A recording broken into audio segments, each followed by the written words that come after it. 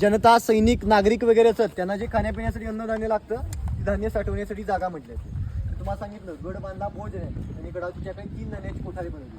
तर नावेली, गंगा, यमुना आणि सरस्वती याच्यामध्ये 25,000 खंडी धान्य जातात. आपण किलोमध्ये मोजतो, त्या काही खंडीमध्ये मोजतो. एक खंडी म्हणजे 20 पोती म्हणतो यावेळी. अशी 5 लाख पोती किंवा 5 लाख गोणी धान्य याच्यामध्ये साठवलं जाईल. आतून तुम्ही धान्याच्या गोडांचा आकार जर पाहिला तर आपली लाकडे तंगीचा डबा सर्वांनी बघितला असलं बघा घरातला आपल्याला ते त्याच्यासारखाच आकार घेऊन उजव्यातून तुम्हाला एक दरवाजा पाहायला मिळतो. या दरवाजातून याला वरती जाताना दिना ठेवण्यात आलं. त्या दिन्यातून धान्याच्या गोण्या या सैनिकांकडे धान्याच्या कोठांच्या वरती नेत जातात.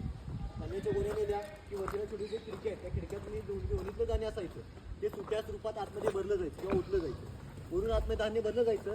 धान्य काढण्यासाठी कोठाना पुढे एक छोटीशी जागा आहे, स्लोप आहे, त्याला आपण जुन्या भाषेमध्ये बळ म्हणतो.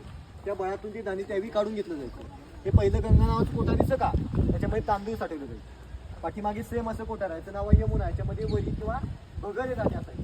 आणि सरस्वती नावाच्या शेवटच्या कोठारामध्ये नागरी किंवा नाती तांदूळ, वरी आणि नाती आपल्या गडाच्या पायथ्याशी किंवा कोकण प्रदेशामध्ये धान्य शेती पिकते त्या पीकपरीचा अभ्यास करून धान्याची कोठार त्या काही बनवण्यात आलेले आहे. तर प्रत्येक किल्ला एक बालेकिल्ला असतो. बालेकिल्ला म्हणजे काय, तर किल्ल्याच्या आतमधला किल्ला, किल्ल्याचा सर्वाधिक सुरक्षित परिसर, गडाचा सेंटर पॉईंट येतो. आपल्या पन्हागडाचा बालेकिल्ला आहे. या बालेकिल्ल्यामध्ये तुम्हाला पाठीमागे जी झाडी दिसते का, या बालेकिल्ल्यामध्ये या झाडीमध्ये पूर्वीच्या काही महाराजांचा वाडा, दारुगोळ्याचं कोठार, तांसा इत्यादी वास्तू होत्या.